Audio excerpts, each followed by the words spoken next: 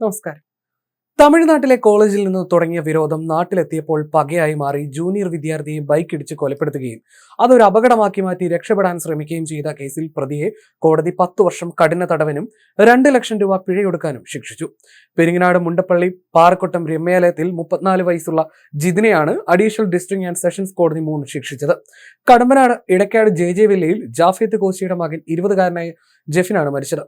പ്രതി പിഴയടയ്ക്കുന്നതിന് വീഴ്ച വരുത്തുന്ന പക്ഷം 2 വർഷം കൂടി തടവ് ശിക്ഷ അനുഭവിക്കേണ്ടി വരും. പിഴത്തുക മരണപ്പെട്ട ജെഫിന്റെ മാതാപിതാക്കൾക്ക് നൽകാനും വിധിയിൽ പറയുന്നു. ബൈക്ക് അപകടമെന്ന് കരുതിയ മരണം കൊലപാതകമാണെന്ന് കണ്ടെത്തിയത് ജില്ലാ പോലീസ് മേധാവിയുടെ ഷാഡോ പോലീസായിരുന്നു. 2013 ഡിസംബർ 23 വൈകിട്ട് 6:30 അടൂർ കടമ്പനാട് റോഡിൽ മണക്കാല സെമിനാരിപ്പടിയിൽ വെച്ചാണ് സംഭവം. റോഡരികിൽ ബൈക്ക് നിർത്തി സംസാരിച്ചുകൊണ്ട് നിന്ന ജെഫിനെ എതിർദിശയിൽ പൾസർ ബൈക്കിൽ വന്ന ജിതിൻ ഇടിച്ചു വീഴ്ത്തുകയായിരുന്നു. താഴ്ചയിലേക്ക് തെറിച്ചു വീണ് ഗുരുതര പരിക്കേറ്റ ജെഫിൻ ഡിസംബർ 30 കോട്ടയം മെഡിക്കൽ കോളേജിൽ ചികിത്സയിലിരിക്കെ മരിച്ചു. കൂട്ടയിടിയിൽ ജിതിനും പരിക്കേറ്റിരുന്നു. ജിതിന്റെ അമ്മാവൻ രമേശിന്റെ പരാതിയിൽ ആദ്യം വാഹനാപകടത്തിന് കേസെടുത്തു. ജെഫിൻ തന്റെ ബൈക്ക് കൊണ്ട് ചെന്ന് ജിതിനെ ഇടിച്ചുവെന്നായിരുന്നു രമേശിന്റെ മൊഴി. ഇതുപ്രകാരം ജെഫിനെ പ്രതിയാക്കിയാണ് കേസെടുത്തത്. ജെഫിൻ മരിച്ചതോടെ ജിതിനെ പ്രതിയാക്കിയും കേസെടുത്തു. വെറും വാഹനാപകടമാക്കി മാറ്റിയ കേസിൽ ജിതിൻ സ്റ്റേഷൻ ജാമ്യം എടുക്കുകയും ചെയ്തു. എന്നാൽ ജിതിന് തന്റെ മകനോടുള്ള വിരോധമറിയാവുന്ന ജെഫിന്റെ പിതാവ് ജാഫേദ് കോശി പരാതിയുമായി ജില്ലാ പോലീസ് മേധാവിയായിരുന്ന പുട്ട വിമലാദിത്യയെ സമീപിച്ചു. മുൻവിരോധം കാരണം ജിതിൻ ജെഫിനെ ബൈക്ക് ഇടിച്ച് കൊലപ്പെടുത്തുകയായിരുന്നുവെന്ന ജാഫേദിന്റെ പരാതി SP ഗൗരവമായി തന്നെ എടുത്തു. കൊലക്കുറ്റത്തിന് FIR ഇട്ട് കേസ് രജിസ്റ്റർ ചെയ്യാൻ അടൂർ പോലീസിന് SP നിർദ്ദേശം നൽകി. SI ആയിരുന്ന G Santhosh Kumar FIR register ചെയ്തു. കൊലപാതകമായതിനാൽ പോലീസ് ഇൻസ്പെക്ടർ T മനോജ് അന്വേഷണം ഏറ്റെടുത്തു. ഇതിനിടെ SP സമാന്തര അന്വേഷണത്തിന് തന്റെ ഷാഡോ ടീമിനെ നിയോഗിച്ചു. ഇവിടെ നിന്നാണ് കേസിന് വഴിത്തിരിവുണ്ടാകുന്നത്.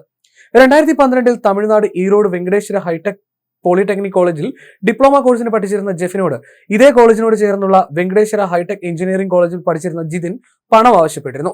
കൊടുക്കാതെ വന്നത് ജെഫിനോടുള്ള വിരോധത്തിന് കാരണമായി. 4 മാസത്തിന് ശേഷം പഠനം പൂർത്തിയാക്കാതെ ജെഫിൻ നാട്ടിലേക്ക് മടങ്ങി. ജിതിന് അപ്പോഴും വിരോധം നിലനിന്നിരുന്നു.